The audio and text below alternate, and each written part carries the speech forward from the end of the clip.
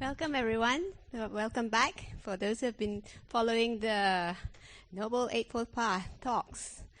Tonight we have factor number 6, Samma Vayama or right effort. So similar to the last few nights, we will have the talk for about 1 hour, and we will try to finish the questions within half an hour or so. And that's to allow for our yogis, our retreatants here, who has been meditating a lot, doing a lot of effort. Tonight's right effort. And they've been up since, before 6 o'clock, putting a lot of their time into this retreat. I can see a lot of happy faces. So we want them to continue on. There are just a few more days left. Without further ado, let's put our hands together, our palms together, invite Ajahn for this Dhamma talk. Thank you. Okay, clap. Well, one is enough. No, that's the sound of one hand clapping. Now, we're going to talk this evening about right effort and wrong effort, and it's the most important part of the Eightfold Path. It's one which a lot of people get wrong. And I always remember the story of this young boy. And this young boy, he was so lazy that he couldn't get a job. And so his friends, they used their contacts to get him a job in a restaurant serving food. And after half a day, he quit. And they said, "What's wrong? Why have you quit?" And he said, "Oh, it's so much suffering. I give all this food to people and I can't eat it myself. That's a suffering of being a waiter." So they said, "Okay, we'll get you the job of being the cashier. And then you don't have to look at the food, just count the money." And another half a day he quit that job too. "What's wrong? I count all this money and none of it's mine. That's a lot of suffering." So they thought, what sort of job can we get this guy who's so negative and lazy? And they finally got him the job as a cemetery attendant. Surely, it doesn't pay very much, but at least, you don't see money, you don't see food. And after half a day, he had to give that job up. And they said, "Why so much suffering? I spend all day sitting, I see other people lying, and I can't lie down myself." Now that's called lazy. And that's nothing to do with right effort. It's not being lazy. It's something else. But it's also not being a workaholic. So many people, they strive and they strive and they work, and what happens to them? They die just as poor as I am. So what are you doing that for? So sometimes, especially in life, we have to understand exactly what is the right effort. Too much effort and you die young. Too little effort and you are lazy and don't get anywhere in life. So we have to find this right effort, this middle way. And that's a very hard thing to find. Especially, I think I mentioned this story the first night.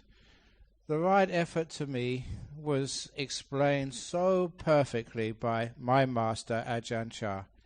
And that was the story of that Australian man from Sydney. I did say this the first night, but I've given so many other talks that I hope you've forgotten it. He came all the way from Sydney to Thailand to try and ask questions of the great master. So he flew to Bangkok and he had to ask, where is Ajahn Chah, because he didn't know. And he had to go to the northeast, which is usually a 12-hour train ride. It's a long way. And when he got to the end of the line, he still had to ask where Ajahn Chah was. You had to get a taxi for, an hour or two. And when he finally got to the monastery where Ajahn Chah was, at least he was lucky the Ajahn Chah was in that day. So he found the way to where Ajahn Chah received guests, which was underneath his hut, and there were hundreds of people there. So many people. He sat on the outside. Half an hour went by, an hour went by, 2 hours went by, and he wasn't even close to asking his questions. So he gave up, disappointed, having come all that way, and in the end not being able to ask his questions. And as he got up and walked to where his taxi would be waiting for him, he realized that he had about half an hour to kill before the taxi would arrive. So he saw some monks sweeping the grounds, and he thought, at least I can make some good karma and sweep the grounds of a holy monastery as well. So remember, if you want to make some good karma, if you want to get your questions answered, pick up a broom and start sweeping. Because he'd only been sweeping about 10 or 15 minutes, and he felt a hand on his shoulder, and he turned round, and at the end of that hand was Ajahn Chah. And Ajahn Chah saw this Westerner. He knew he'd come from such a long way, and he decided to give him some Dharma teaching. And Ajahn Chah didn't have long. He was on his way to another appointment, so he gave a very precise, deep teaching. Through the interpreter, he told this Australian, if you're sweeping, give it everything you've got. And then he left. And this Australian, this is a sort of saying which maybe anyone can give you, but when it comes from a great master like Ajahn Chah, you contemplate it and realize it has a very, very deep meaning. It meant not just when you are sweeping, it means even when you are playing, having fun, give it everything you've got. When you are young, when you go to a party, give it everything you've got, enjoy yourself. When you're resting, give rest everything you've got. A lot of people, when they're resting, they are thinking about what they're going to do tomorrow. They are not resting at all. They're just planning. They don't know how to rest. No wonder people don't sleep well. So if you're resting, give it everything you've got. When you're giving a Dhamma talk, give it everything you've got.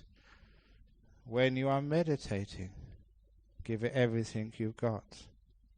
And when you're working, everything you've got. Whatever you're doing, you put 100% effort into every moment. And that's why I said on the first night that I told that story at our Katina ceremony, where we always raise funds for our temple. And at the end of that story, I say, well, when you're working, give it everything you've got. When you're sleeping, give it everything you've got. When you're meditating, give it everything you've got. And when you're giving a donation, give it everything you've got.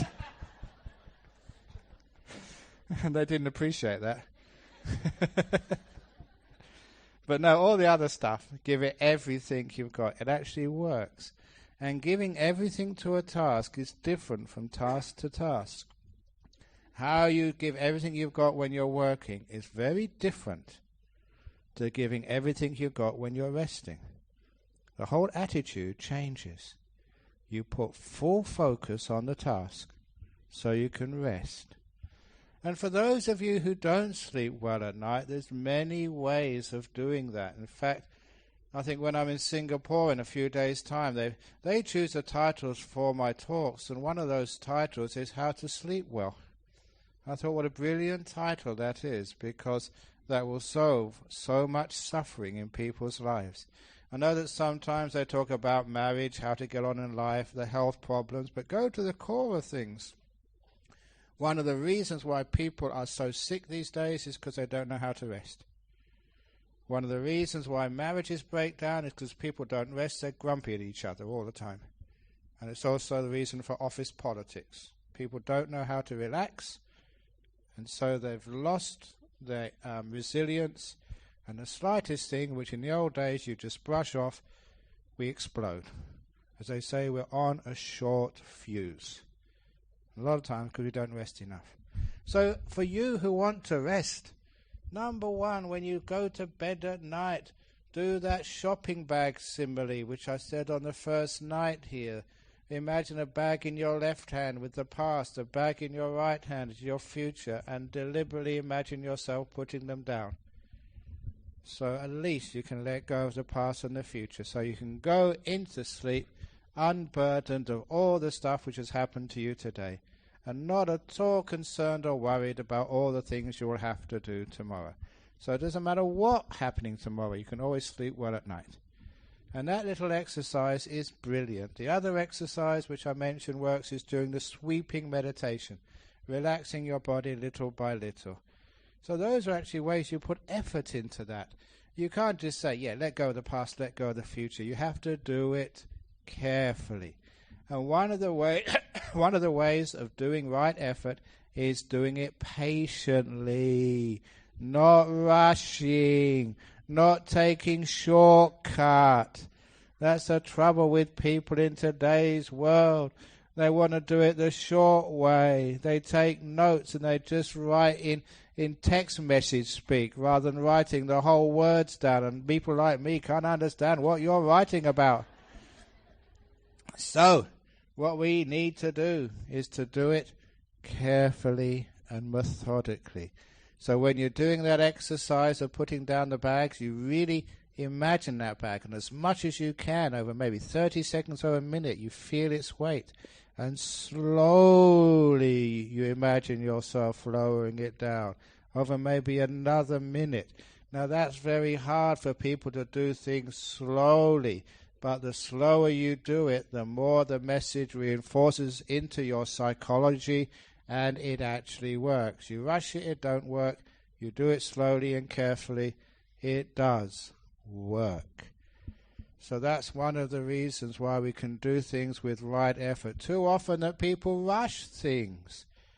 And when you rush things, that's not right effort. You make a sloppy job in the end. So sometimes learn how to go slowly. There's an old saying, when you really have a lot of work to do, when there's not much time, then you must go slowly. It's a very wonderful saying, because when there isn't much time, that's when we panic and we go so fast that we make mistakes. And when there's not much time, you can't afford to make a mistake.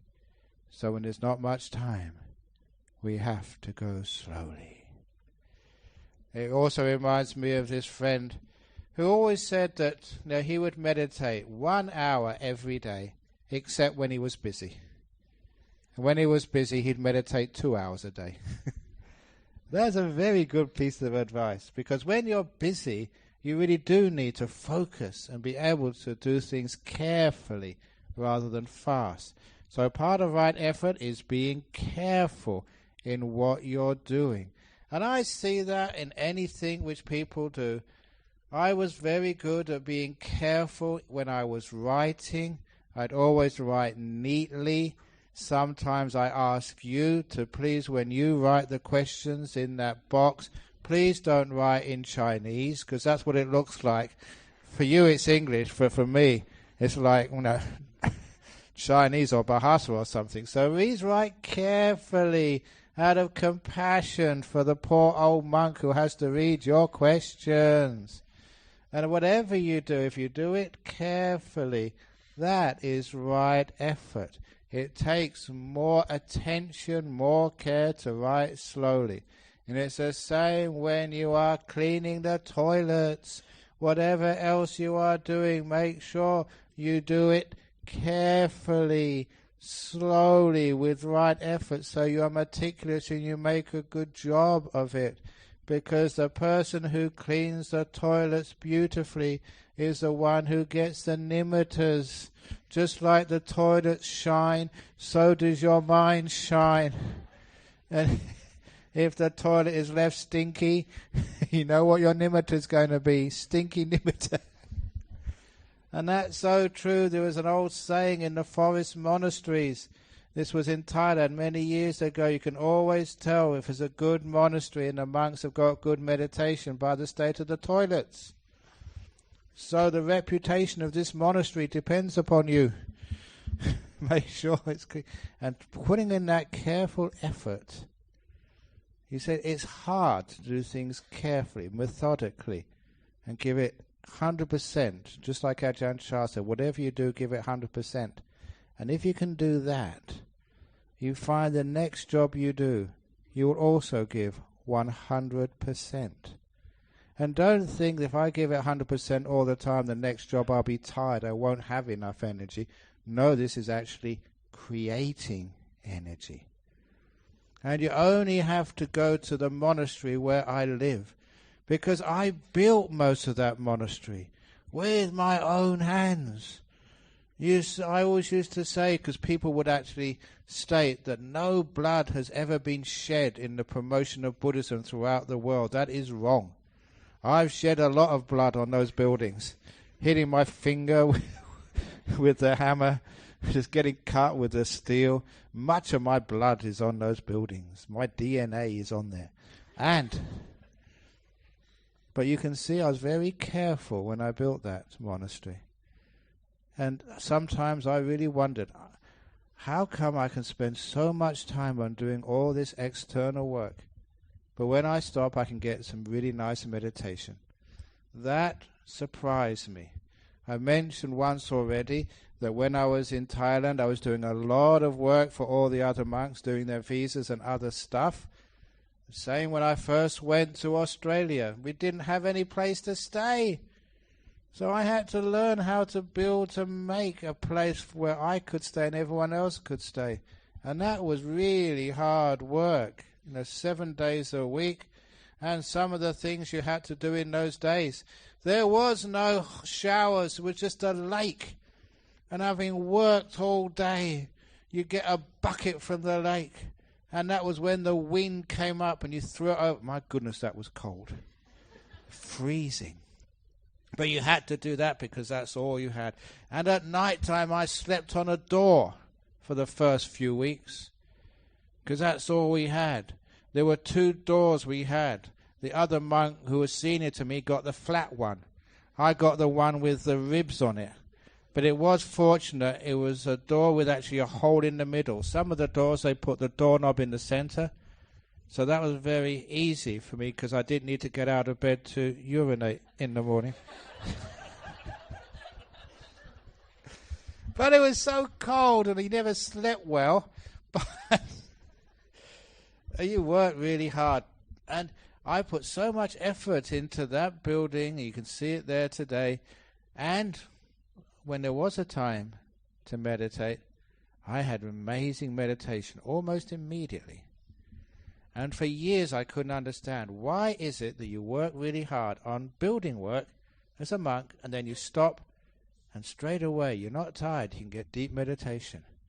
And I realized because I was practicing what Ajahn Chah taught me. When I was building, I gave it everything I got. And it was that giving everything you've got to the task at hand meant that when I flipped, my job now was meditation, I gave that everything I've got.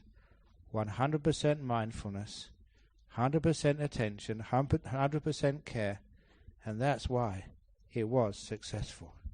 It's the same when I give talks. 100% effort, 100% attention, 100% care, keeping nothing back for later, and that's why it works.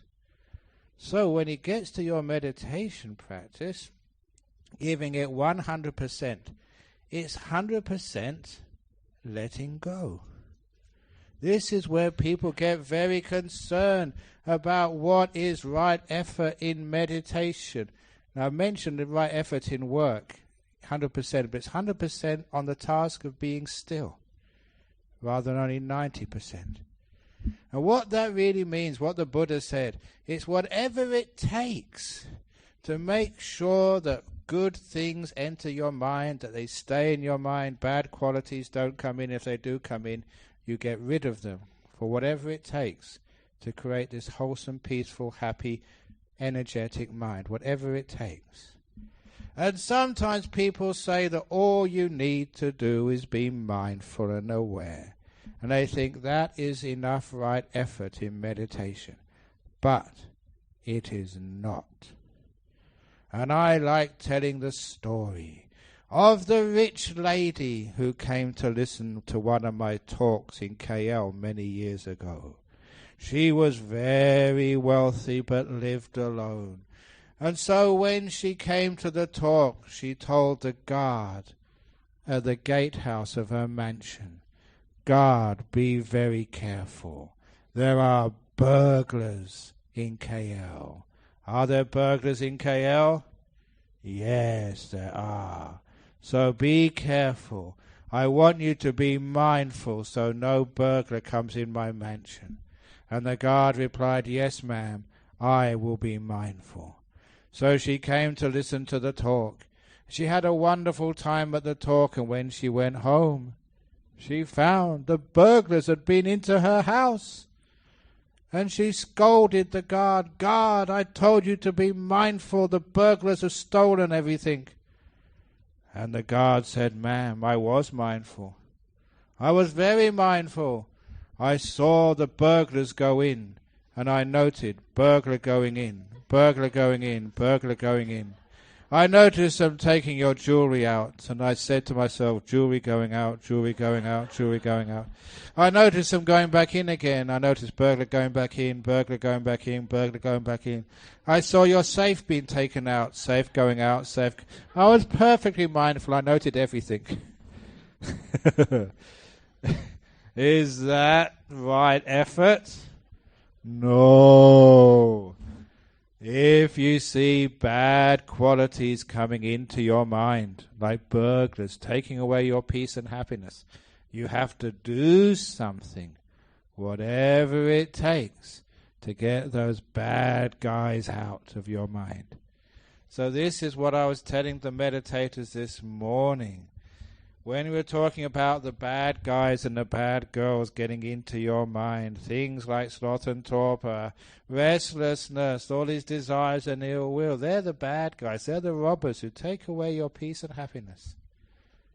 So what do you do? What is the right effort there? And I told you this morning, if it's most of the right effort is just making peace, being kind, being gentle. That is what gets the robbers out of your mind. If you start fighting the robbers, would you dare to fight one of these burglars in KL? They got knives. They may have guns, and they're certainly bigger than you are. If ever I see a burglar, I would chant. I'd do something. Try to make this. You know what happened once? I was in England.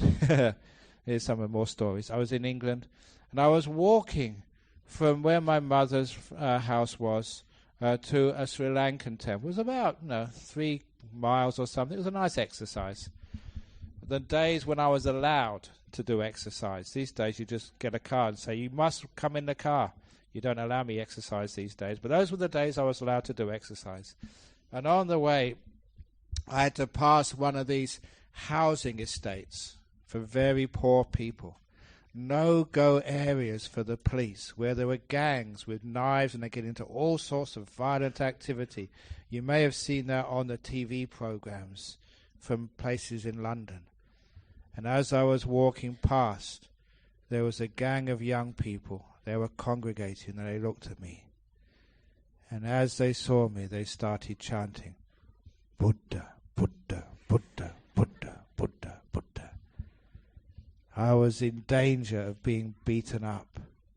I don't know why they'd beat up a monk. I have no money, but they didn't know that. So as I was walking past, even though I've never learnt any martial arts, I just... They didn't know I was faking it. So they went back and let me go past. I was really pushing my luck there. But sometimes that when there are dangerous people, I wouldn't like to confront those people. So if there are burglars, the last thing you want to do is to fight. There are other ways of getting rid of the burglars which get into your mind. And this is, instead of using willpower, you use wisdom power. Now that is the most important part of right effort in Buddhism. Not willpower, wisdom power. For example, sometimes people come up to me, especially Malaysian girls who've married an Australian man and moved to Perth. And many times, I remember the first time this Malaysian girl came up to me and she said, I come to your temple every week. It's such great teachings. I love that place. If only my husband could come too. It'd be so good for him, but he doesn't like religion. I've been trying to get him to come to my temple and I just can't. Any advice, Ajahn Brahm? And I said, yes, very easy. It's very easy to get an Australian man interested in Buddhism. I said, all you need to do is buy one of my books. And when you get home, tell your husband, keep your hands off this darling, it's mine. So she did that.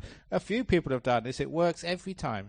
She bought one of my books, took it home, and told her Australian husband, keep your hands off this, it's mine, I don't want you to touch it. Leave it alone, okay? It's mine.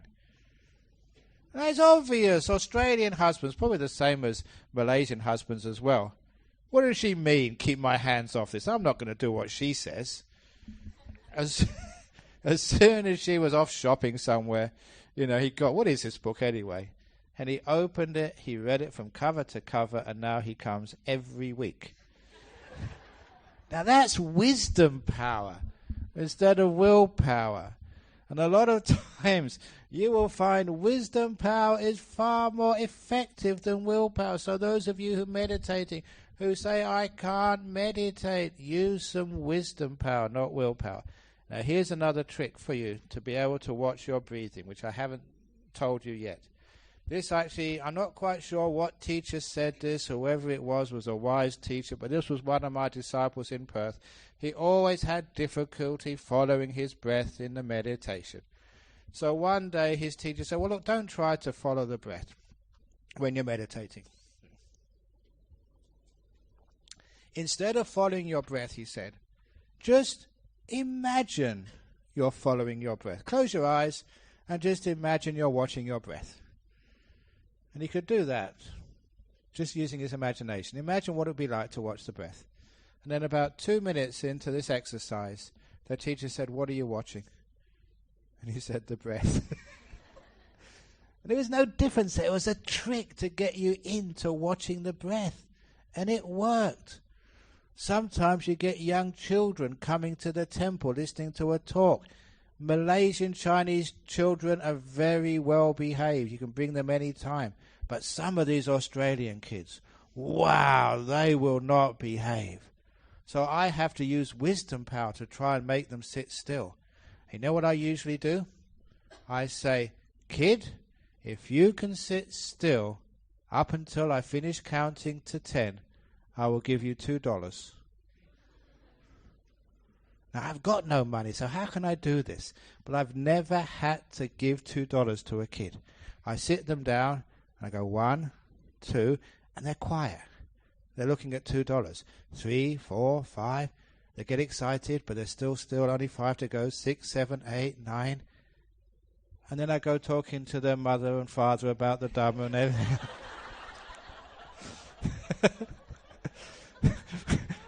And they can't speak. Because if they start... I never said when I would finish counting to 10. I won't finish until Maitreya comes. But that's wisdom power. You can amazing what you can do. That's also when I tell people about, but if you buy my book. Because sometimes they say, well, should I buy your book? I said, it's got money back guarantee.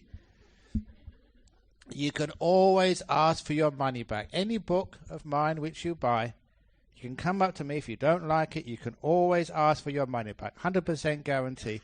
I don't tell lies. I'm an honest monk. I can't break my precepts. Any book of mine which you buy, you can. If you don't like it, you can always ask for your money back. You won't get your money back. I just say you can ask.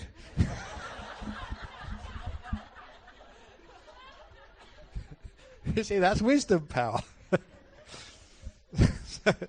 So with the mind, trying to get it peaceful and calm, wisdom power is what works, not willpower. So that's why all of these problems you have in meditation, please don't use willpower. That was the problem in the first place. You're tense, you're tired because you've been striving too hard. That works at work. That works when you're building a monastery. That works when I'm giving a talk. But when you meditate and you want to give rest, everything you've got, relaxation, everything you've got, stillness, everything you've got, you have to use wisdom power. And what that means is, when you understand what this meditation really is, it's just keeping everything perfectly still. Have you ever seen movies of wise monks meditating up in the mountains or in the caves? They are so peaceful, so still. But are they like, Bruce Willis in Die Hard? Are they tough guys? Are they macho monks? Are they like Arnie Schwarzenegger, the Terminator of defilements? Have you ever seen a monk like that? No. The monks are soft and kind and gentle. Doesn't that tell you something? That's how you get stillness. That is the right effort. When the Buddha, or before the Buddha became enlightened, he spent 6 years putting 100% effort. Even more than Bruce Willis and Arnie Schwarzenegger. And who's these other guys, the tough guys? Sorry? Sylvester Stallone and Ajahn Brahm. No, I'm not a tough guy. More than all these tough guys, the Buddha really pushed for 6 years. And what did he get? Nothing. That was the problem. And that's where he decided to do something else, to go in another direction. He put his bowl in the river Nirangela, and it went against the current. He was saying, if I am to get enlightened, may my bowl go against the current, and it did. But it also told him how to meditate, to go against the current of craving and will, to stop. Just like Angulimala was running after the Buddha, and he said, stop. That is called right effort. Stop. Restrain. Let go. Be kind. That is the most difficult thing for people to do. And when the Buddha tried doing that, his first 5 disciples gave up on him. You're just getting soft. You're sloppy. You're not striving anymore, they said. Because this was another way of striving.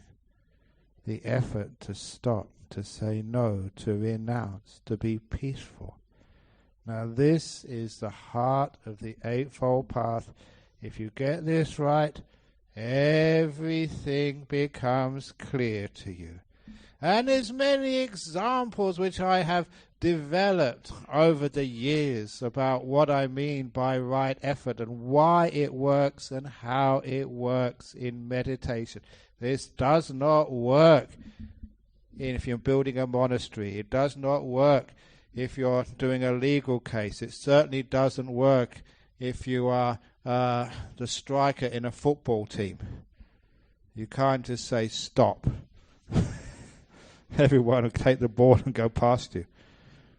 But this was my famous simile of the donkey and the carrot. If you ever knew your history, in ancient days people would use donkey carts to pull the cart carrying people or carrying vegetables.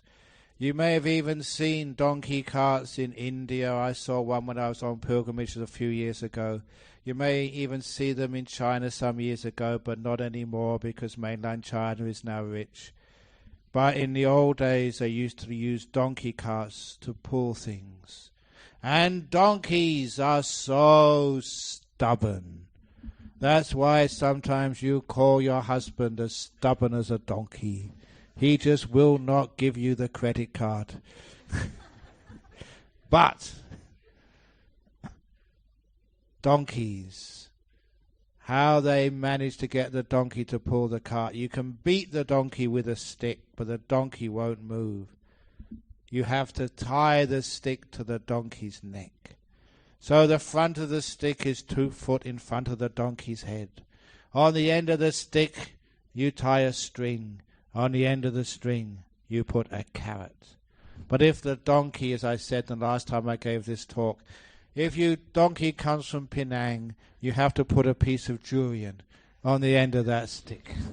Because donkeys in Penang, they don't like carrots. They like durian, just like you do. So you can imagine, there is a piece of durian in front of the Penang donkey. And the Penang donkey, I like durian. The donkey won't move if you hit it, but when it sees durian, yes, I'll go for that. And so the donkey moves towards the durian. And the stick moves, the string moves, and so does the durian. So the durian is always 2 foot in front of the donkey's mouth. But donkeys, they may be stubborn, they're also stupid.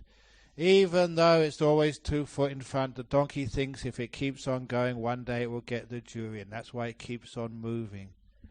The same with you, that sometimes we think the perfect relationship, training your wife, the best job, whatever, sometimes it's just right in front of you.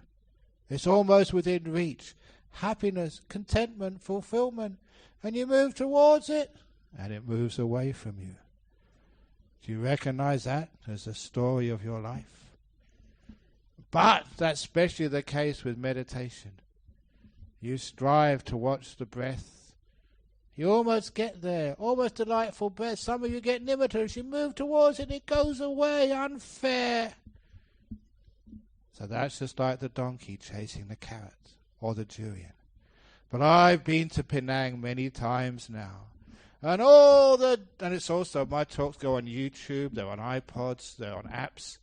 And so many people have been listening to those talks while driving the donkey carts. The donkeys listen to them as well.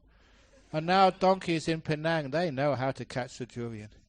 So that's why they can't use that method anymore. And how does a donkey catch the durian?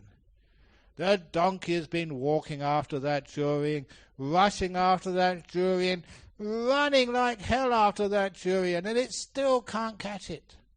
But it hears the Buddha's teachings. Stop. Let go. Make peace. Be gentle. And the donkey stops. That's called right effort. To stop. And what happens to the durian? It starts moving further away. It's now 3 foot away from the donkey's mouth. 3 foot 6, 4 foot away. It's never been as far away before. And then something strange happens. Something which had never occurred before in the donkey's life. The durian starts moving towards the donkey. It's gone up 4 foot, and now it starts coming back. And when it's in its usual place of 2 foot in front of the donkey's mouth, now it's coming really fast, right towards the donkey. And all the donkey needs to do, does it need to strive, to put forth effort, to struggle, to do anything? No, just stay still. And just at the right moment, you must always remember metta, compassion. At the right moment, the donkey thinks, durian, the door of my mouth is open to you. Come in. And the durian comes right into the donkey's mouth. That is how donkeys catch durians. That is how you develop deep meditation. Now that You may think it's a funny simile, I've said it many times, but that is 100% accurate of the right effort needed to become enlightened. You go chasing enlightenment, and it's always 2 foot in front of you. You learn how to stop, like the Buddha said to Angulimala, to let go, to renounce, and then you find all the wholesome qualities come to you. That is how it works. Or one of Ajahn Chah's best similes. I heard this on my first year staying with him at Wat Pah Pong. This is now 38 years ago. Probably around this time, this month, when I first went there. And he kept on repeating the same simile again and again and again, just like I do, a chip off the old block of my master. We keep saying it again and again because so you remember it and practice it.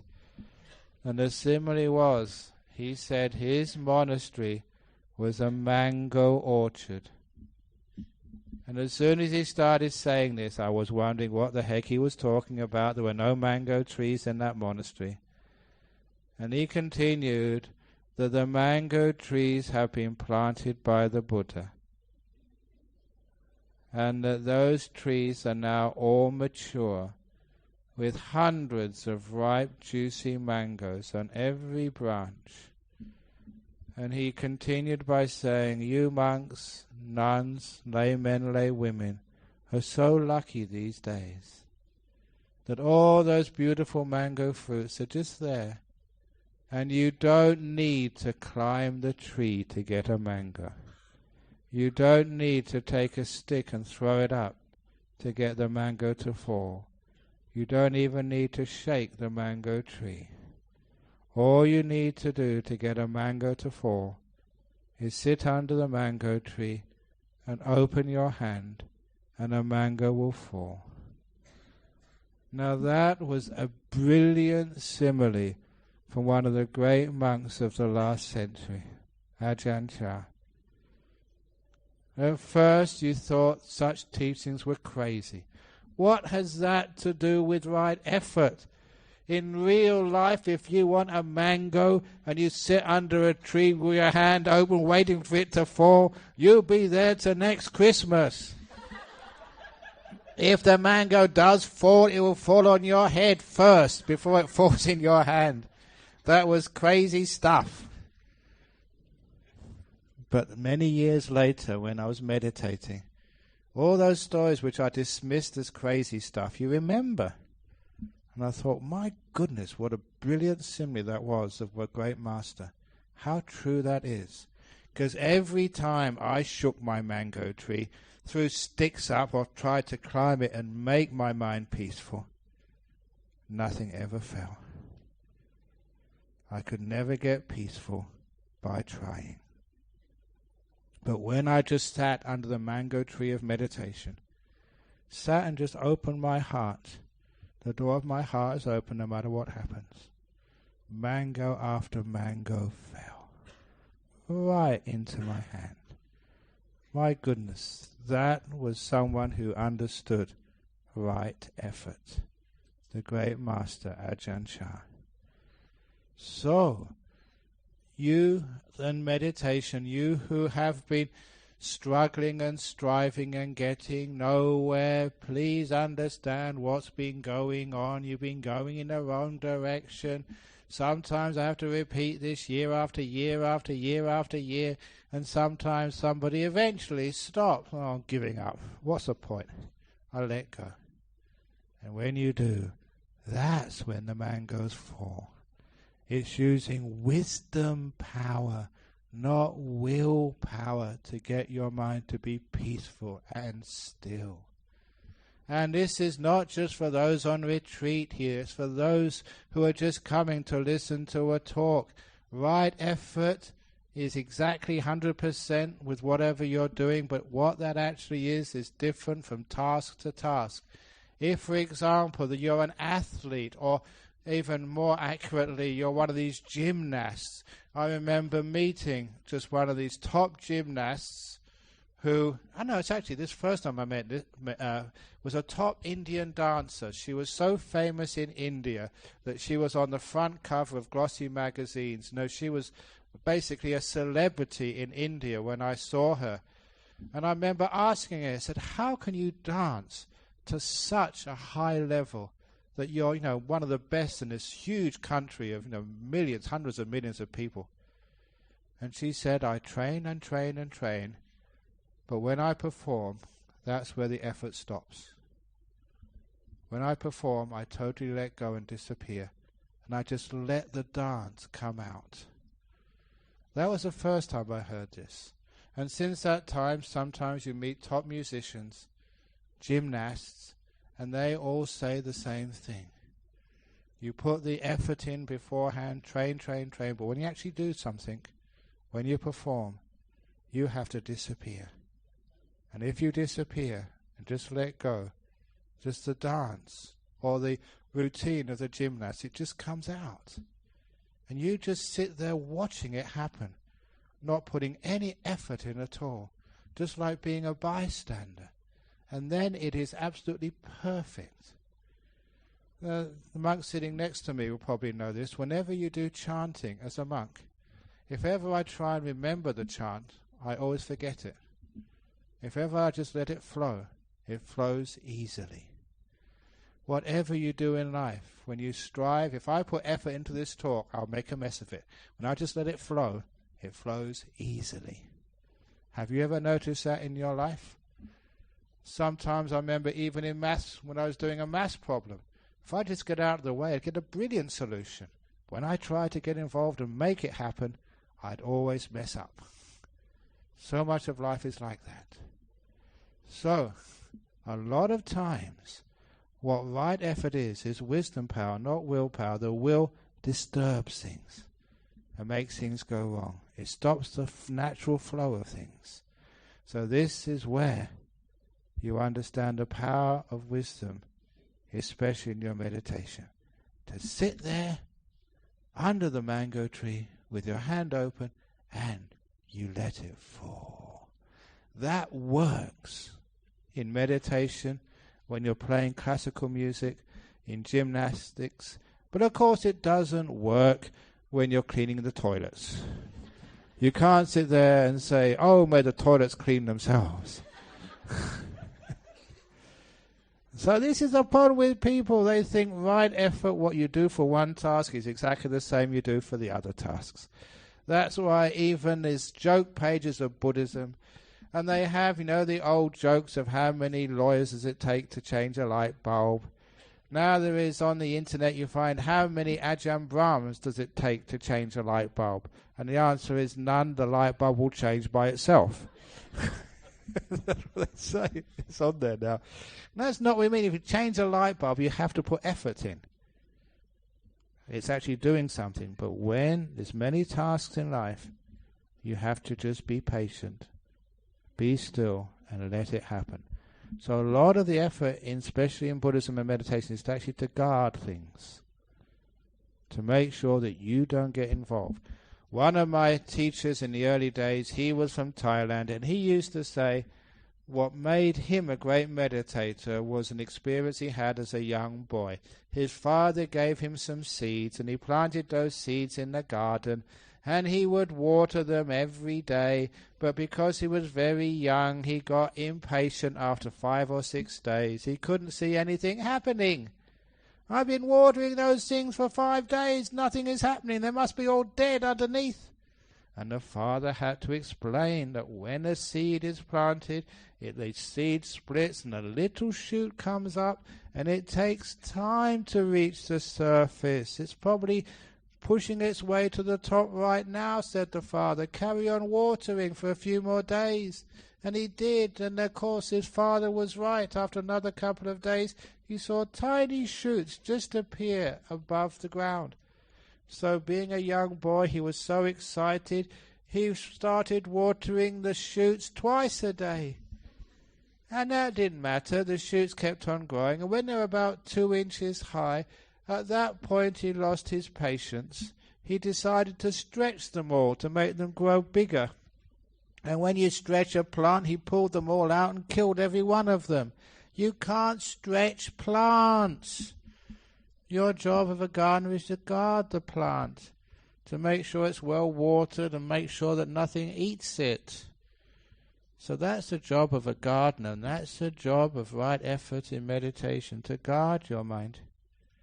Not to make it grow and be peaceful, but to guard it, to make sure that nothing disturbs it. In particular, there are still people making noise in this meditation hall in the afternoon. So now I'm going to, this is mostly for the yogis here, now I'm going to introduce to you the burglar training. When you come into this room in the mid-afternoon, you have to imagine you're a burglar. And you're a burglar, you're coming into this meditation hall. So when you open the door, if it makes a noise, you're going to be caught and sent to jail. So you have to open the door so carefully and close it so quietly, just like a burglar has to do. And when you walk to your seat, you have to walk like that cat, so no one can hear your footsteps. And when you get to your seat, you've got to sit down like an invisible person, so no one hears. You plop onto your seat, or your bags rustle, so no one hears you come, and no one hears you go. You are like burglar man or burglar woman. That's not, I'm not training you for a career after this retreat, by the way. But it's something you can do here. And if burglars can do that, can't you? Are you smarter than a burglar or more stupid than a burglar? So please get the mind of a burglar when you come into this room. No one hears you come, and no one hears you go. And that way, you can be like that person in Australia. The person in Australia, he went out to the pub at night. He told his wife he'd be back by 11 p.m. You know, one thing happened after another, and 1 p.m. he still hadn't come home yet. So he went to the police station. He went to the police station before going home, and he asked the policeman on the desk, "Are there any burglars here?" So, "What do you want to see a burglar for?" He said, "I want some tips on how to get into my house without waking my wife." If burglars can do it, can't men do it? So, this is how you can creep into this hall, calm and quiet, without disturbing anybody. That is also a lot of right effort, 'cause it takes a lot of care, a lot of effort, and a lot of sensitivity. So please do that. Now that's actually what right effort means in a form of meditation and a form of Buddhism. It makes you so still and peaceful. And sometimes people think, well, if you don't do anything, you fall asleep. But that doesn't happen either. In the talk coming tomorrow about right mindfulness, I will tell you that when you are still, you get huge amounts of energy. Is Ajahn Brahm an energetic monk? I have huge amounts of energy. Because when you learn how to be peaceful, the energies arise. And arise and arise. It's a source of deep energy when you're very peaceful and still. Ajahn Chah again used to say, to exercise and have a healthy body. So to have a healthy body, you have to exercise it. If you want it to be strong, you must run, lift weights, and do things with the body. That's how to make it strong. But if you want a strong mind, you have to keep it still. That is an amazing saying, because most people think to have a strong mind, you have to think a lot, exercise, do sudokus, whatever it is, to exercise your brain. But that's not what Ajahn Chah said. That's not what the Buddha said. You keep the mind still, and it gets incredibly strong, and wise, and perceptive, and kind. all come from stillness, from wisdom power. So that actually comes right effort in your life. In all the other things I do in my life, whether it's writing books, whether it's working for the sake of Buddhism, starting Buddhist temples, all that stuff, I put a certain type of effort in. But when it comes to meditation, it's a specific type of effort. The effort to stop, to renounce, to make peace, to be kind, to be gentle, to guard.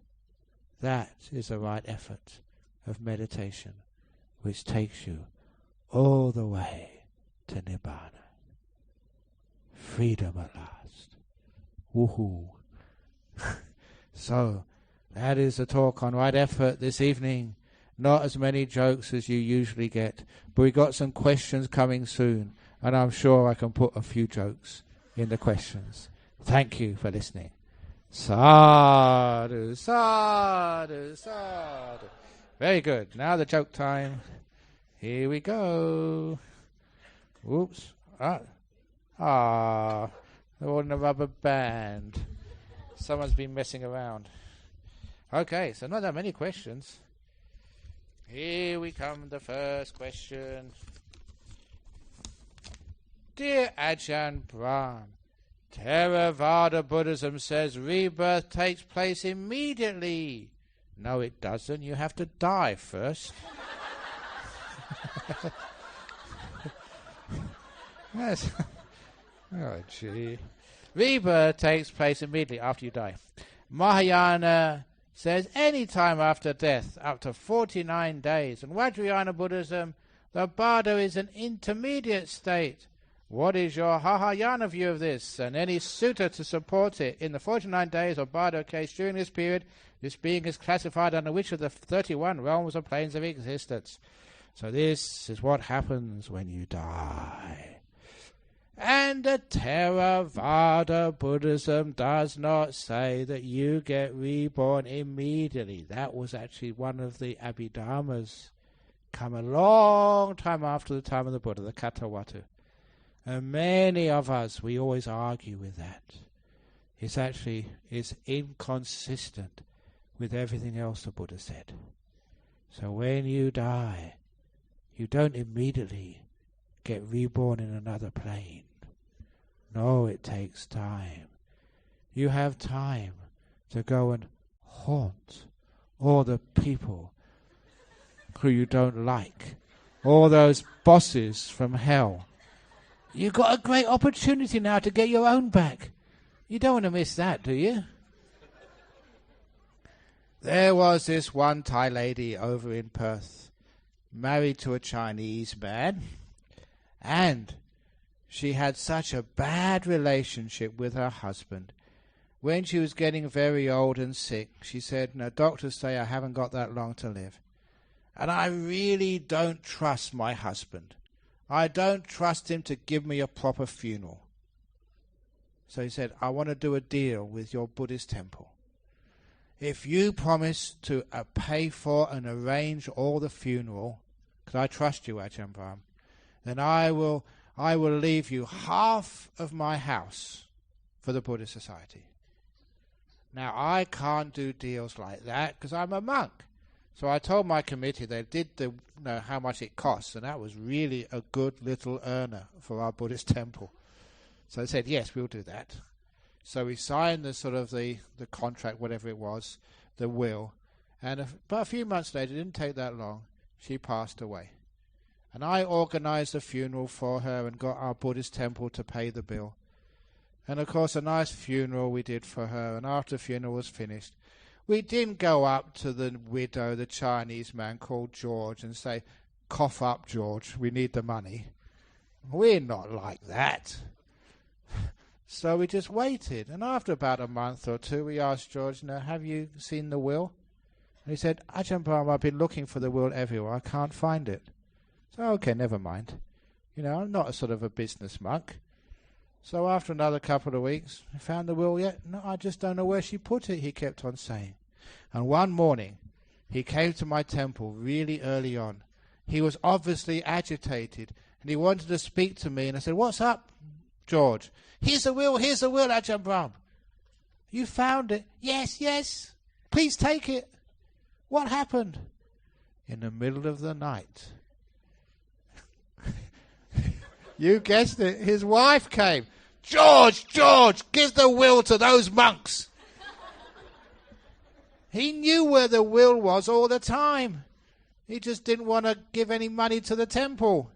He knew where the will was, and he needed his wife's ghost to wake him up in the middle of the night, shouting at him, George, get the will. My goodness, was he terrified. He couldn't give you the will fast enough. Thank you, ghost. Otherwise, we'd never get anything for our temple. That's why I like ghosts. They're very helpful. And that's a true story. So, if you die first and your wife doesn't do the will properly, you come and tell her off. So be careful. Just because someone's dead, you can't mess around. They will come back and they will haunt you. So it's great being a ghost. When you're a ghost, what would you like to do? It's really interesting, isn't it? I can go to this person and find out what they're really doing. So it's good fun being a ghost. So you don't die immediately. We do die immediately, but you don't go somewhere else immediately. You hang around for a while to make sure everything's done correctly. So, and 49 days, I don't know where this came from, but that's also in my tradition too. Because this is another true story. There was our treasurer of our monastery in Thailand. His daughter got cancer. And because he was a treasurer, our monastery was his monastery, we knew the daughter, and he always gave us updates. We go chanting for her. But nothing worked. Sometimes the daughter was very young, in her late 20s. And eventually she died. So because they were disciples of our temple in Thailand, I knew exactly when she died, and we did the funeral service for her. So I knew everything about the details. A few weeks later, again, he came early to our monastery. The first taxi he could take in the morning, he came. He came so early, I said, what are you doing here so early for? And he said, something strange happened last night. They were having breakfast. And just like in the old Chinese tradition, everyone would sit around on the floor, a few plates of things. And they were sitting around a big family, maybe 13 or 14 people. And one of his other daughters just happened to be saying, during breakfast, oh, I had a dream of my sister last night. She came to me and said, it's time for me to go and take leave. And at that, everyone stopped eating. Because everyone in that house, the 13 of them, or I think it was a bit more, maybe 16 of them, they all had exactly the same dream that night. Exactly the same. They all dreamt of their daughter or their sister coming to them in their dream, saying, I've been here long enough, it's time for me to go, I'm come to take leave of you. And that was so spooky that everyone having the same dream, the treasurer, who was the head of the family, the father, got the first taxi and came and spoke to me. He said, what's going on? And I said, she's come to take leave. Obviously. And as soon as he left, I got out the calendar to count the days. Exactly 49 days since the death until the time she took leave. I often quote that anecdote as compelling evidence to say, even in Theravada, 49 days, I don't know why, but that seems to be an average time people hang around to make sure everything is done properly. All the family, are settled, and then they can go on. So that's, a wonderful little story. Of 49 days, yes, it can be right. So sometimes they say the Bhada intermediate state, that is also in Theravada. The Antarabhava is there certainly in the Theravada as well. So there's not that much difference between, actually there's no difference between Theravada, Mahayana and Hahayana. It's all the same. So sometimes people can get reborn straight away. Most people stick around for a while, and if you stick around for too long, then you do become hungry ghost. And ghosts, they can stick around for a long time. As the following, this is another true story. This was the story of one of my friends. His name was Jim Hanna. He's a Scotsman. And he had a friend, an English guy. And this story, you have to go back a couple of years, when these two young men migrated from London to Australia, for a new life, new opportunities, and a warmer climate. So they weren't homosexual, they weren't gay, but they shared a house together, when they get started, to share the costs. They all had girlfriends each.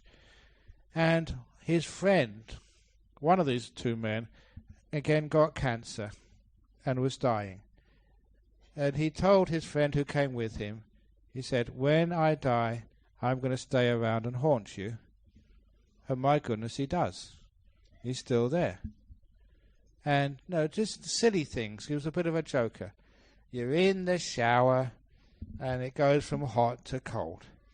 He's watching a movie on TV, and the ghost doesn't like that movie, so he turns the channel.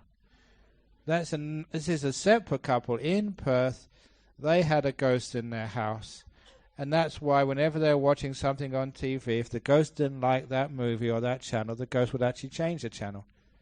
And the owner of the house would get the remote and change it back again. The ghost would change it back again. Always having this terrible little argument about what channel they watch on TV. They solved the problem. This is true story. They solved the problem by buying another TV. That's for the ghost. This is for us.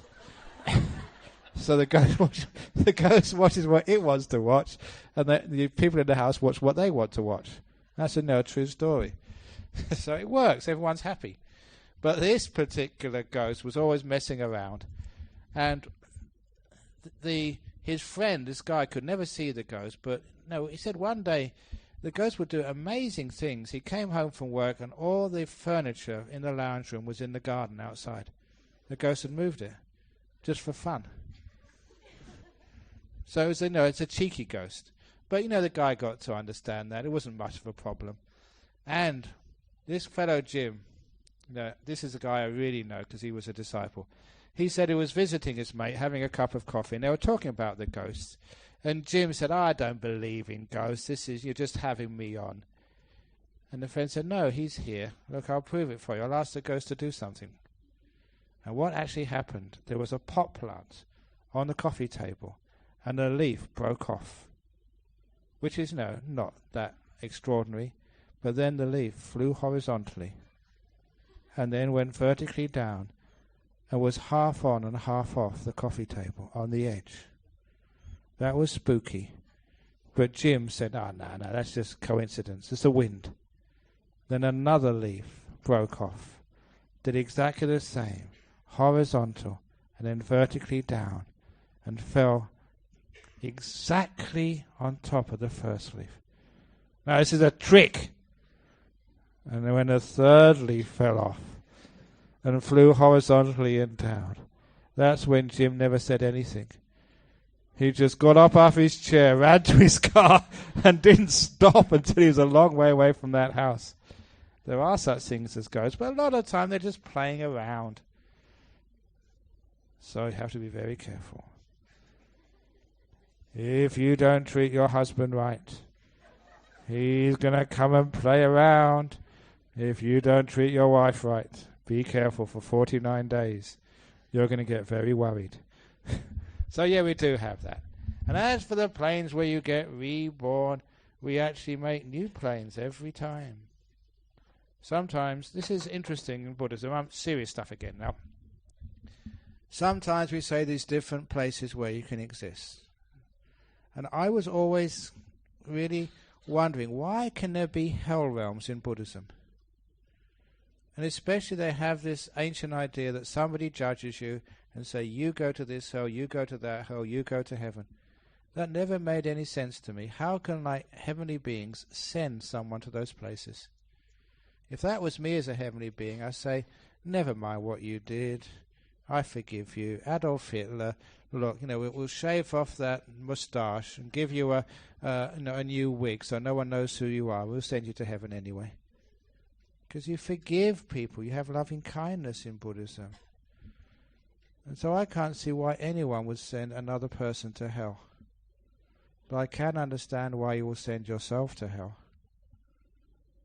Because you will go to heaven or hell. No one sends you up there other than yourself. Because you think that's what you deserve. You think that you've done something bad in this world, or many bad things, and people believe they should be punished, and that's why they send themselves to hell. And please don't do that. Please have forgiveness and compassion. Acknowledge your mistakes, forgive them and learn from them. Let them go. And if you can do that, you never need to go to hell ever again. You send yourself down there, and you make the punishments you think are appropriate for you. It's the same in heaven. Heavens are custom made. Because sometimes when I read about heavens in the Buddhist scriptures, all about, these lute musics and white clothes and ambrosia food, I don't like ambrosia. I'm English, I like fish and chips. So I will suffer in heaven. I didn't like the lute music, I like rock. So if you go to heaven, it depends what you like. And that's what you will get when you go there. You custom make your heaven. So if you are from Penang, in heaven there are so many durian trees. If you come from England, that's stinky. You can keep that heaven. I'm going to another heaven.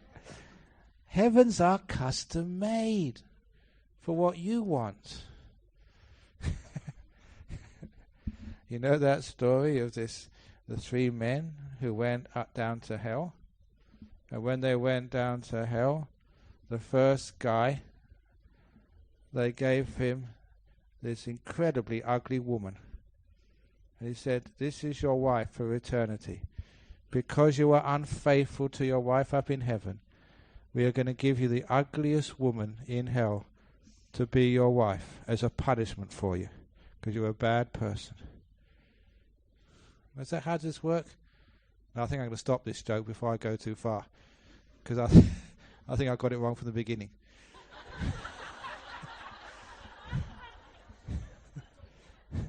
Oh no, that's right, yeah. And the second guy,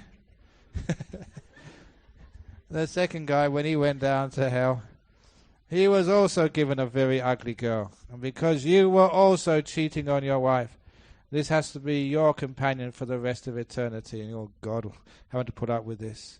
And then the third guy got Angelina Jolie. He said, wow, how come I've got Angelina Jolie as my wife for the rest of the eon?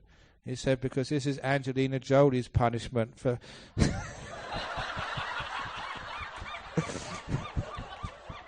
for cheating on Brad Pitt. He was the ugliest guy in hell. But anyway, I got that joke right in the end. That's a miracle. So anyway, going back to, you make heavens and hells. And that's why the heavens you see, or read about in 2,600 years ago, that's how people imagine heaven would be. But these days, heaven is much, much different. So that's actually how we have different heavens. So I better get on to other ones, because I was actually doing good time until I got into all these stories. Dear Ajahn Brahm, last night talk you were saying that human beings are not created but evolve, supporting the law theory of evolution. Are you referring to the Aganya Sutta, the Digha Nikaya? If it is not, which sutta are you referring to? Support this view. Thank you. This is the Ajahn Brahm Sutta. Because it never says much about that in the suttas, about where human beings came from. And what it does say is were the myths of that time. The Buddha wasn't really concerned with the origins of the universe. In fact, he said that if you start to consider where we come from, that's one of the unexplainables. It goes back so long, you go crazy. What he did say, there were many, many universe cycles. So he did explain in that sense, the origin of the physical universe, like how cars are made. But where do the drivers come from? And these beings who come into the different forms of life, you get reborn into this life, into another form of life, that has been going on a long, long time. So in Buddhism, we do make a big difference between the material world and the realm of the mind. So, where did these beings come from, which came into, the dinosaurs, which came into the animals, which came into the human realm? So these have been going a long, long time, way before the Big Bang, which started this universe. That's why you're all very old beings. There's not a young person in this room. You've been here a long, long time. So that's actually quite nice to know that.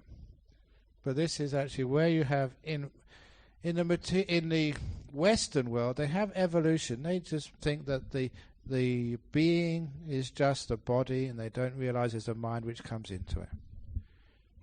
So actually, that's, if you look at it that way, beings have come from one body to another body. The bodies have evolved over time. But as humans, as the thing which is inside of us, a stream of consciousness, that too goes up and goes down. It evolves and devolves. We get wise, we get compassionate, but sometimes we lose it and we become selfish and cruel. What is the difference between an Arahat, Pacceka Buddha, and a Samma Sambuddha? Aren't they all enlightened beings? They are enlightened beings. But the first being who gets enlightened during a Buddha period, in other words, there's no Dhamma being taught. Everyone's forgotten what the teachings are. The first person who becomes enlightened is called the Buddha. He's the first of a series. And everyone who becomes enlightened afterwards is called an Arahat. And if it's a Pacceka Buddha, they become enlightened, but they don't teach. They're just silent Buddhas. So, as far as the Buddha and the Arahat are concerned, they've got the same wisdom. No difference. The Buddha is the first. And more interestingly, can a woman become a Buddha? I like controversial questions. And the answer... So we have a vote on it. Who thinks a woman can become a Buddha? Put your hand up. Who thinks a woman can't become a Buddha? Be careful, you'll get in trouble from the girls afterwards. And, of course, you are right. The reason why the Buddha is mostly born a man was because in those societies, there were patriarchal societies, you get more traction for your teachings if you were born a man, especially from a high-class royal family. Basically, it gives you an advantage in teaching. No one would believe in the time of the Buddha if it was a poor person, like a leper or a girl, because they did not have the respect in those days. In some societies in history, they're matriarchal societies where the women are more important and they lead the society. If that was a society, then the Buddha would certainly be reborn as a woman because they would have more traction again. They'd be able to teach and people would listen to them. In these days, in most countries of the world, there's enough equality that it wouldn't really matter. A man or a woman, you still get the same audience and people would respect you the same. So it's just really the practicalities of getting your message out. During meditation, my mind is calm, but my breath is shallow, and every few minutes I will need to draw a deep breath. Is my practice correct? Yeah, it's okay. You don't need to draw a deep breath. This is just a little bit of fear coming up. Just let the body breathe. When you're asleep, the body breathes all night, and you don't tell it what to do. And you always wake up alive. At least so far you've woken up alive. So you don't need to think that tomorrow's going to be any different. So when you are meditating, just let the body do the breathing and don't get sort of anxious. It's just a bit of anxiety. You think, I'm not breathing enough, therefore I better sort of breathe in quickly or else I'll be in trouble. But remember, when your car is in the garage, it doesn't use up petrol. So when you are meditating, it's like the engine is idling. You don't need so much oxygen, so leave it alone. It's just natural. after this retreat, if I have questions on meditation, how can I contact you? You can't. You're on your own. Best of luck. Give me a break. I'm being honest. No, there's thousands of you. There's only one of me. So usually I give all the talks. All the answers are in the books. They're in the CDs. You've heard them before, so just remember what you've been told.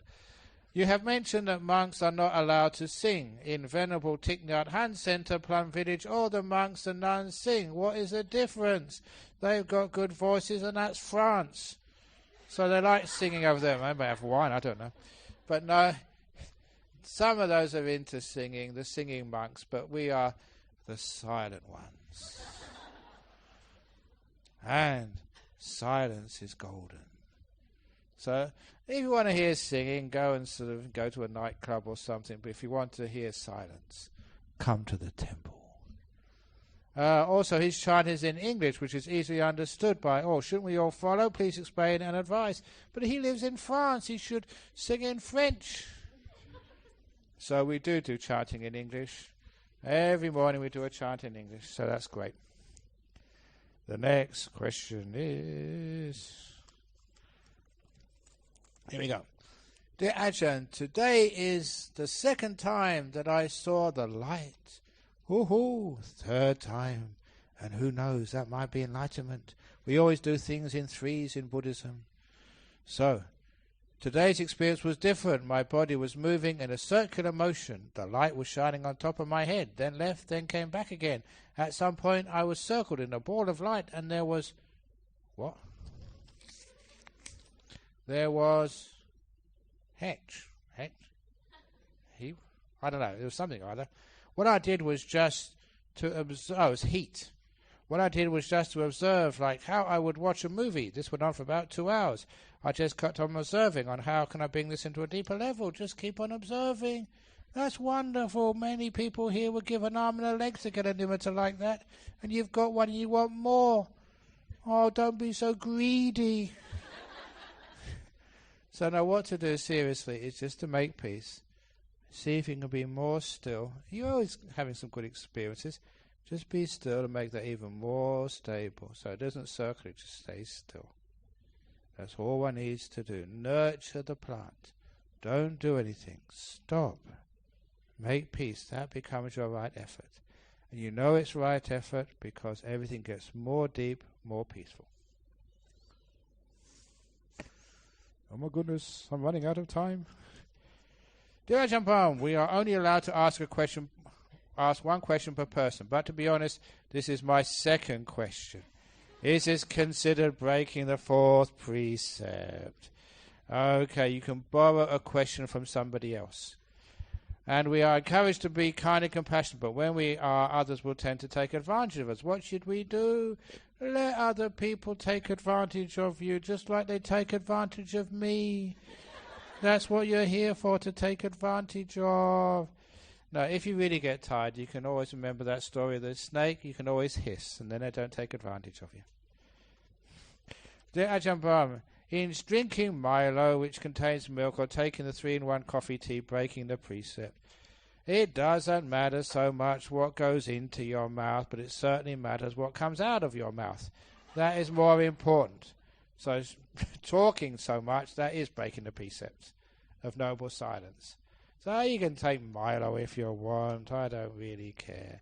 Can children meditate? How to teach them or let them love meditating? Thanks a lot. Yes, some children can meditate. There's whole websites on meditation for children. So yeah, they can. And I know many kids who've been natural meditators, the best of all. This is one of those weird stories. One of my disciples in Perth, she was still in hospital. She'd just given birth to a kid, maybe 1 or 2 days. And she just, she was on her bed, leaning back, propped up, and she just finished breastfeeding her child. And then the child crawled onto her abdomen, crossed its legs in full lotus, put the right hand over the left hand, back straight, and closed its eyes. It really spooked the mother out. He started meditating. He was only been born a few days. So if a baby can meditate, then surely your kids can. But the best way is by example. So if mother meditates a lot, especially when your kid's in the womb, then the baby learns from mother, from their own experience, what meditation is. And it learns it from the time you're in the womb, and then it will be very peaceful. And then sometimes when you're meditating, the kid will just come next to you and meditate. That's the best way, by example. Dear Ajahn, sorry to inform you that there is still one yogi did snore in meditation hall in the afternoon once. I think he needs some counseling. You are such a great teacher. Seek your forgiveness on behalf of all the yogis' mistakes. The person sits at, and I've got the number. I won't say who it is. But sorry for so much complaint that disturbs you. So please, if you know who it is, you better leave the hall quickly this evening before I get to you. Otherwise you'll be in big trouble. So no, we're compassionate, but please, if you lay down, you will go to sleep and you will snore. So please lay down in your room. And if the room is too difficult for you to go to sleep, you can go to sleep in the other dormitory downstairs. That's right, the columbarium. Many people sleep down there, but they don't snore at all, and maybe you can learn from them how to sleep without snoring. Okay, so look, please don't go snoring here, because you are disturbing a lot of people. They keep on saying. Next question. Dear Ajahn Brahm, why do I see bright light even when my mind is wandering and not staying in the present? Can we seek your permission duplicating your free distribution CDs so we could share it with others? I'm asking just in case we are breaking the fourth precept. It's okay to free CDs. You can duplicate them as much as you like, so that's no problem at all. And as far as the bright light, even when your mind is wandering, it means your mind is becoming very powerful. If your mind would stop wandering, that light would stay still and get even more powerful. So just make it even more powerful by being still. Is the noise... Oops. It's gone. Thank you. Very good. Is the noise disturb you or you disturb the noise? Isn't this supposed to be the inside understanding? Why bother with snoring? Signed, the snorer.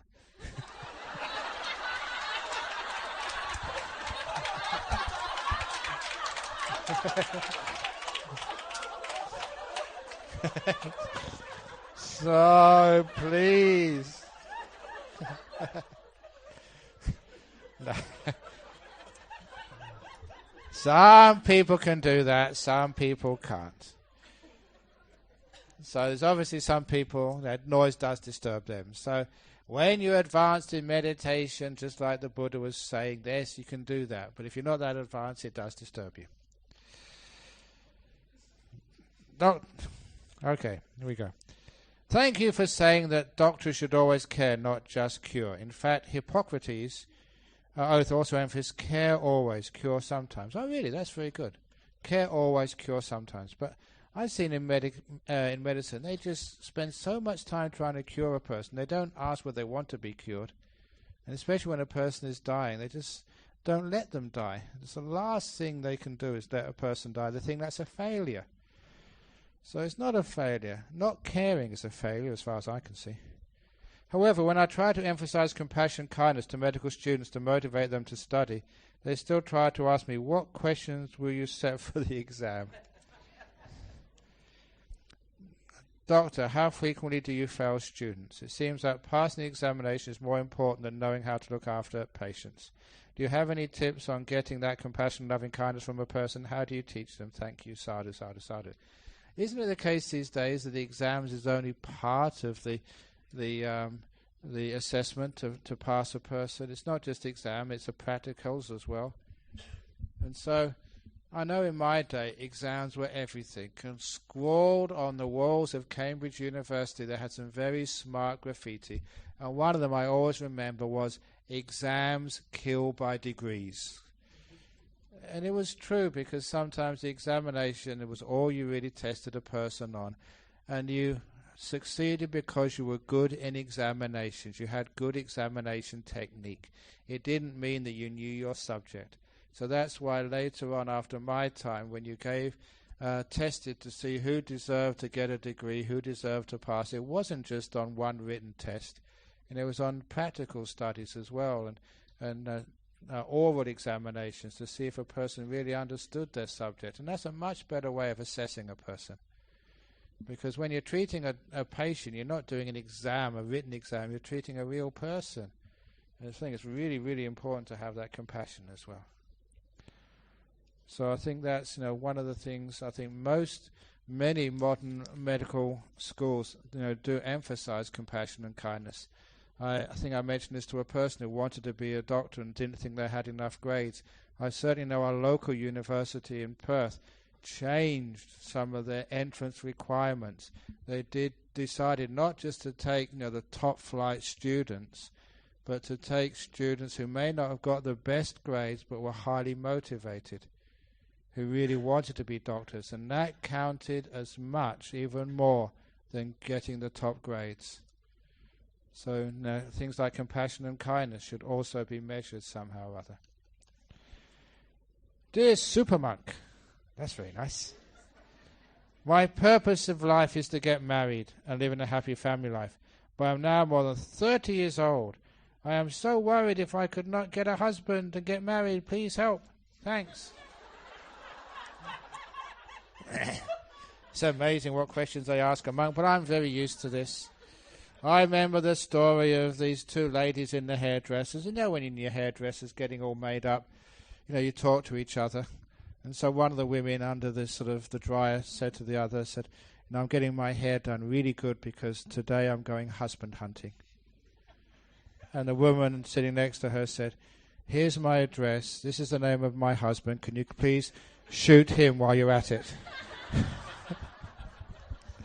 That's not what you mean by husband hunting. But yeah, you're looking for a guy. And look, there are many lonely women in their 30s who want a husband. And there are many lonely men in their 30s who want a wife. So you just got to somehow find one another. So basically, internet really works these days. Get on the internet. But be honest. Don't put a picture of you which is airbrushed of when you were 22. And I've done marriages for people who've met on the internet, and it seems to actually work, because on the internet you can actually chat to each other and you get to know each other first, and then actually you feel not so nervous when you're chatting on the internet than when you're chatting face to face. So it gives the opportunity to break the ice and get to know one another. So try internet dating sites. Apparently they work. And if that doesn't work, what I told somebody here, if you're looking for a partner in life, if you look in a nightclub, you don't know what you'll find in a nightclub. There's all sorts of people in there. Or if it's in the office, sometimes there's all sorts of weird people in the office, like your boss and something. But if you go to the BGF, go to a really good temple, there's high-quality people there. And at least they got the stamp of approval. They think like you do. So that's why a lot of people, if they like chess, they go to other people who like chess. If they like Buddhism, they go with other people who like Buddhism. And then you get a partner who likes the same things as you do. And I was saying to somebody in the interview, and actually on the car coming up here, there's one of the funniest stories I've ever heard, and this is absolutely true. Some of the jokes I make up, some are just real life, and you can't beat real life. There was one woman, and her hobby in life, her passion was Walt Disney movies, especially the cartoons. And she loved the cartoons so much that she joined a Walt Disney Society, a society of people who love the cartoons. And she saw one of the men who also loved the cartoons. He loved them so much, as only happens in England. They're eccentric. He changed his name by deed poll to Mr. Mouse. Mickey, first name. You can do that. You know, you can just go to a judge and say, I don't like my old name. I want to be Mr. Mickey Mouse. So she thought that was a good idea. And so she changed her name, Minnie Mouse, yes. And when they met, you know, in the Walt Disney Club somewhere in England, you know, the inevitable happened. It's like karma, it's like fate. They fell in love. And once they fall in love, they decided to get married. They were Christians, so they got married in a Christian church. And you had to feel for the priest who had to say, do you, Mickey Mouse, take thee, Minnie Mouse, to be your loving wife till death you depart? And do you, Minnie Mouse? That poor priest. I don't know how you can say that with a straight face. And that's a true story. But if you're looking for someone, try and find someone, you know, who is like you, as crazy as you are, and then you'll have your happy life together. And hear the patter of many tiny feet, little micelets. Thanks, Ajahn Brahm, you're a great teacher. Besides being bubbly and kind like yourself, how can we tell or recognize a monk who is wise and teaches the right stuff? Thanks, Ajahn, in advance. First of all, to make sure they practice what they preach. That's the most important thing with the teacher. So go and check up on them. Just, you know, ask people who've known them for a long time to see, you know, well, they teach meditation. Do they meditate as well? They teach precepts, so they keep their precepts. So that's actually how you find out. And because you know what happens sometimes? You get a teacher, you have a lot of faith in them, and then you find they're a fake. And that just really is disturbing. So check them out first of all. Is the Abhidharma the right teaching? Thanks. In the Guristani Sutta, the Buddha said, the ones who are the experts on the Abhidharma and the Abhivinaya are the forest monks.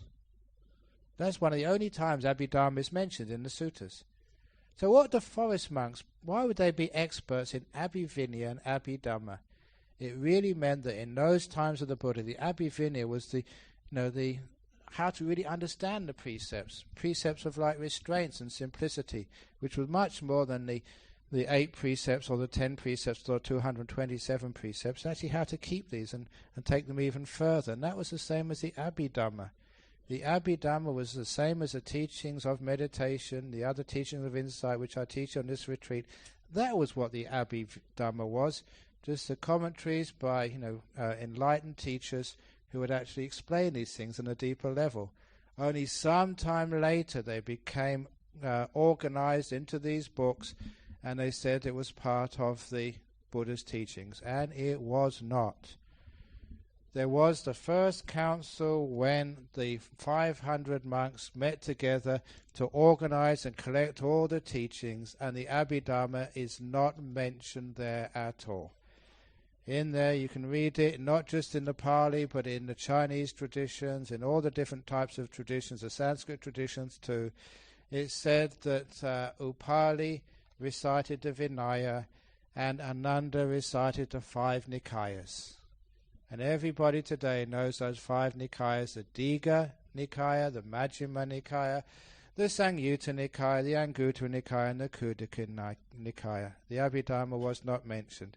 And just as these days, if I give you a book of Chaucer, a book of Shakespeare, maybe Charles Dickens and Harry Potter, Chaucer, Dickens and Harry Potter, you wouldn't need a university degree to know that Harry Potter was written a long time after Shakespeare. And it's obvious.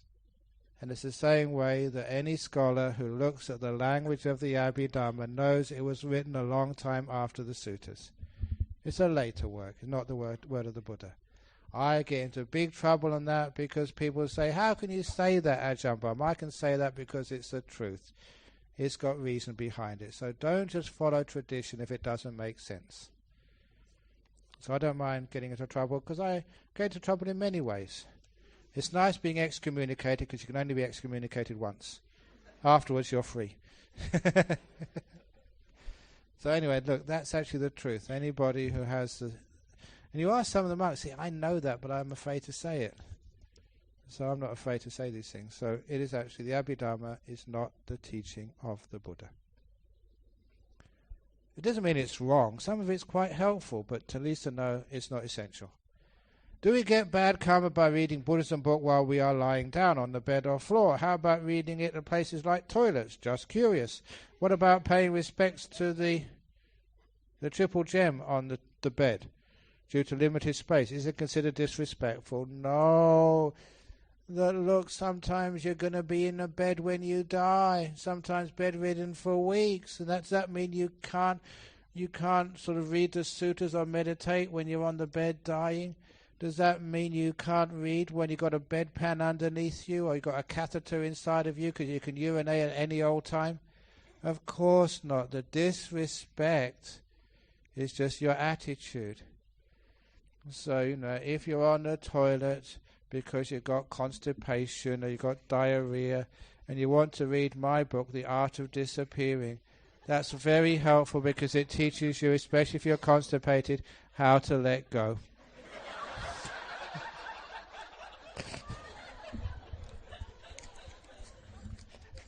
Okay, so it's not disrespectful. Oh goodness, running out of time again. How does one develop greater compassion and kindness? Why is it that there were times when I feel so happy when I'm helping others, but other times I simply don't feel good when I offer help? Maybe it's because if you want something back when you're offering help, then you don't get any happiness. When you give just for the sake of giving, then that's pure giving, which means that you get happy. I always say if you give a donation expecting your name to be on the board, that's not real giving. You don't get happiness that way. But if you give expecting nothing back in return, and later on you find, wow, what a beautiful temple, wow, look at this orphanage, a kid has got a life because of your donation, that's all the happiness you need. So don't advertise it. So you just help because it needs to be done, and that gives you lots and lots of happiness. That's the usual reason.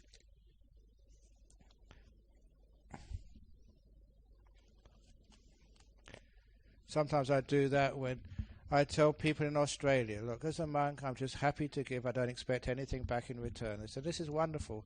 So I help them, and I do the services for them, marry them, go to their house and bless them. And they say, this is wonderful, Buddhism. It's so cheap. So that's not quite what we mean. So with Westerners, you have to say, look, come on. We've got to support the monasteries. Because when you actually say that, I give expecting nothing back in return. But, that still means you have to give donations. Should an incompatible couple get married? If the relationship doesn't work, should I continue to put effort into it or just let it go? All people are incompatible. They're not the same. Women are from Mars. These days they are. Some men are from Venus. They're very calm and beautiful. No, look, sometimes it's interesting giving a little bit of effort. There'll always be a difference between men and women. You will never be the same, and that gives you the strength.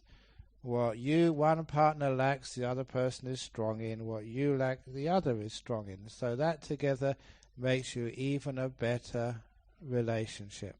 The point is just to know how you can accept the other person, accept yourself. There are lots of tricks, but it happens sometimes that you've tried and tried and tried and it doesn't work. And sometimes it comes to that point. You have to say, well, we've tried. It's time to sort of split up and let's try again with somebody else. That's part of our modern life. And if that happens, you tried your very best and it doesn't work out, don't get angry or guilty. It's no one's fault. Sometimes you didn't choose wisely. So next time be a bit more careful. Don't just, marry a woman because she's drop dead gorgeous. Her face doesn't last that long. That's why I tell young people these days, choose carefully when you're going to get married. If you are a girl, never marry a rich man. If the boy is rich or he's successful at work, don't marry him, because then he gets so rich he will be able to afford a mistress later on in life. But if you marry a poor boy, you're perfectly safe. You have nothing to worry about. He can't afford a second girlfriend. So if you're a girl, always marry a poor boy. And if you're a boy, never marry a beautiful girl. If you marry a beautiful girl, you'll always be worrying about other people flirting with her or even trying to invite her out. But if you marry an ugly girl, you have again nothing to worry about. She's yours forever. So if you want to have a happy marriage, all you girls marry poor boys, and all you boys marry ugly girls, and then you'll be happy. Whenever I say that, all the ugly girls and poor boys say, yes, yes, yes. So that's my secret for a happy marriage. So whoever you get, you can make it work if you're smart. May you offer useful and practical advice in helping students to develop discipline to endure and persevere in the studies of life. Some of us have weak minds. How do you advise us in developing a strong mind and being disciplined and determined? That idea of discipline, the Chinese art of war, the general had the best discipline. He was asked by the emperor, what's your secret? And he said, I only ask my soldiers to do what they want to do. That's why they always follow orders. So if you tell, you parents, if you tell your son and daughter, your children, only to do what they want to do, you'll always have perfect discipline in the house. The point is that before you tell the soldier what to do, you've already motivated them, so they want to get up early. You want to study. You want to be a good person. When it's motivated first, people will always follow your orders. So the trick in being a student is to motivate yourself. So you like studying, you want to study, you want to get up early in the morning, you want to go to classes. And if you've motivated yourself, then discipline comes. The same with my monks in the monastery where I live. I don't tell them what to do. I motivate them to see the benefits of getting up early in the morning, the benefits of spending time meditating, until they get so motivated by the promise of the bliss better than sex, you can't stop them meditating. They're up there early in the morning, sort of when they're motivated, this is what happens. So see if you can motivate yourself, and when you motivated yourself, you have a strong mind, because you know what you're doing it and why you're doing it, and you get lots of benefits. Dear Ajahn, bend your faith to fit the facts, don't bend the facts to fit your faith. Please elaborate. That's one of my sayings. You should never bend the facts to fit your faith. In other words, like the Abhidharma not being taught by the Buddha. The faith says, oh, it was, but the facts say something different. So what should you do? Should you bend the facts, or should you bend the faith? And it's obvious you have to bend the faith to fit the facts, not the other way around. And there are so many religions who bend the facts to fit the faith. They say this world was created only a few thousand years ago. What about the dinosaurs? They were put there by God just to confuse people. And yes, it's a logical argument. Sort of, it's consistent, but it doesn't make much sense. Or the world was going to end on the 21st of December. Amazing how many people believe that. They had faith it was going to happen. But, they totally ignored the facts. So please, bend your faith to fit the facts. Ajahn Brahm, can you share some tips on managing guilt, e.g. guilt on unconsciously killed ants, or even give the best in my past relationship? How can I make up to these beings and people and myself? So if it's ants and you killed one, do some dana for the ants. Get some food and leave it out for an ant. Say, Ant, I'm sorry. This is on behalf of your friends and your brother who I killed. Please forgive me. Oh, come on. Don't be silly. Look, you've killed an ant. It was a small thing. Just don't do it again. Simple as that. So the trouble is, we always think we need to be punished or we need to do some ceremony before it actually works. So just, if you really, really, really need to do a ceremony. Do a forgiveness ceremony. If you've hurt somebody, it may be somebody at work, or maybe your past relationship, and that your partner just is suffering because of what you did, and you can't really sort of do much about it. Go in front of a Buddha statue in the main hall anywhere with some candles, flowers and incense or whatever. Bow 3 times and do a forgiveness ceremony. Whatever I've done by body, speech or mind, intentional or unintentional, or things I didn't do which I should have done, to my partner or to aunts or whatever, I sincerely ask forgiveness. And I will try to do much better next time. I will learn from my mistakes and thereby grow into a better person. That's all you need to do. The Buddha said, acknowledging your faults, being forgiven, and trying to do better next time is growth in the Buddhist teachings. So that's all you need to do. So if you want, do a ceremony next door. A few years ago, while I was in Bodh Gaya, I made a vow that I wanted to be rich, thus I can help the poor. Now, after learning much of Buddhism, I find that is not realistic. What will happen to me if I break this vow? Change your idea of what rich means. Be rich in the Dhamma, rich in compassion, rich in peace, rich beyond your wildest dreams like Ajahn Brahm. Somebody told me today that I was richer than Ananda Krishnan. They said that today, and they were very wise. Why is that? Because Ananda Krishnan really needs to work hard. He has no rest. He has no happiness. I have happiness. I can rest. So that means I must be richer. He still wants more. I want for nothing. So who is the most rich? Are you rich because of how much you have? Or are you poor because of how much you want? So it's nothing to do with how much you have. You're poor when you want more. You're rich when you have everything you want. So if you want to be rich, you made that vow at Bodh Gaya. Now you can fulfill that wish. You can fulfill that vow by learning what real wealth is. That you want for nothing. Whatever you have, you're content with. Your partner, they may not be the best, but they're good enough. Your family, they may not be the best kids at school, but you love them to bits for who they are. And you may not be the best meditator, but you're happy with yourself. Then you find you're rich. At least you're not poor. You don't want for things in life. Then once you understand what richness truly is, then you can help the poor. And the poor include Ananda Krishnan. The poor include Bill Gates, because they still want more. But you have finished with wanting, and then you are rich.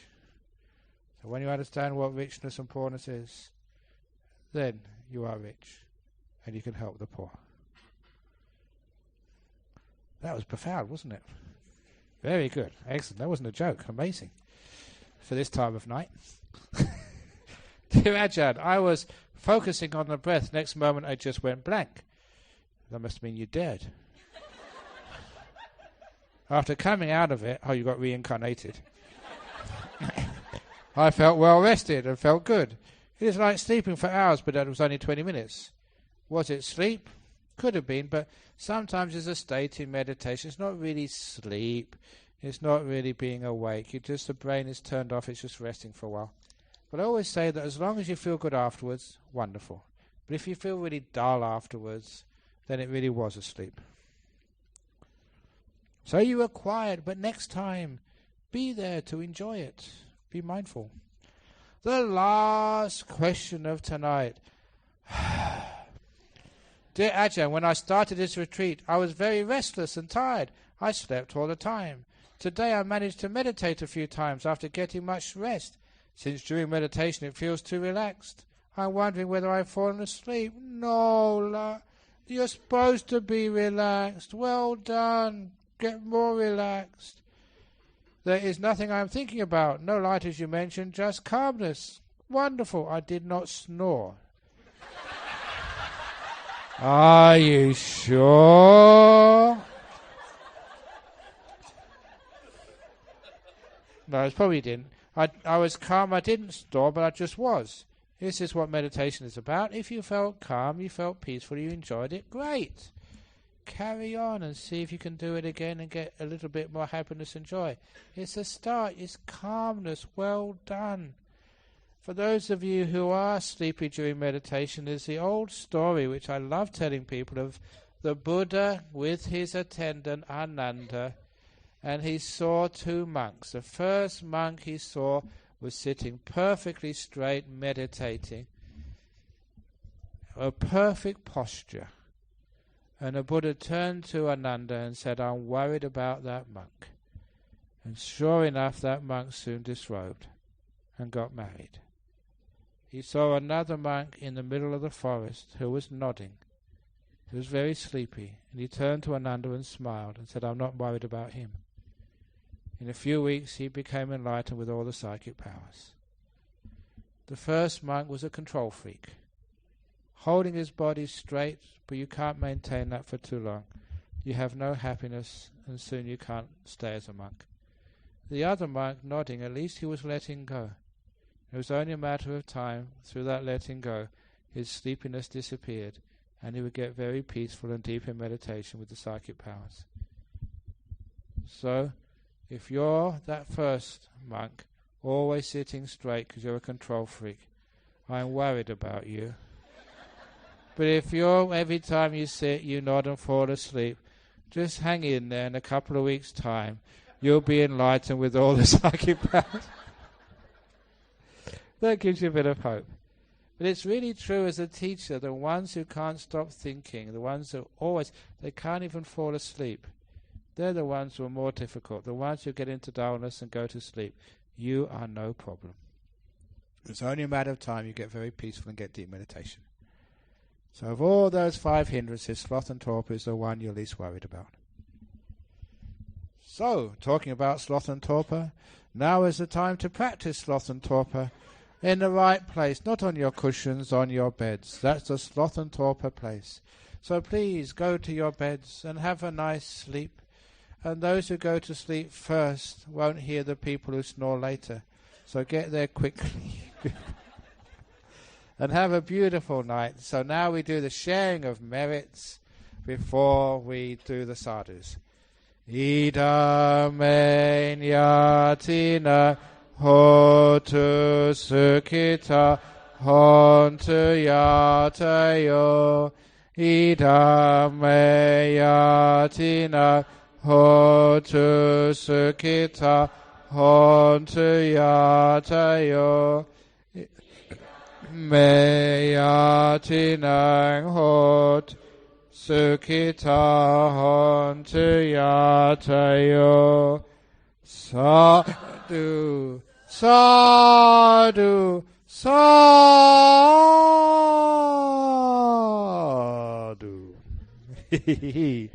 Okay, very good. Good night, everyone. See you in the morning. Those who are staying, the lucky ones.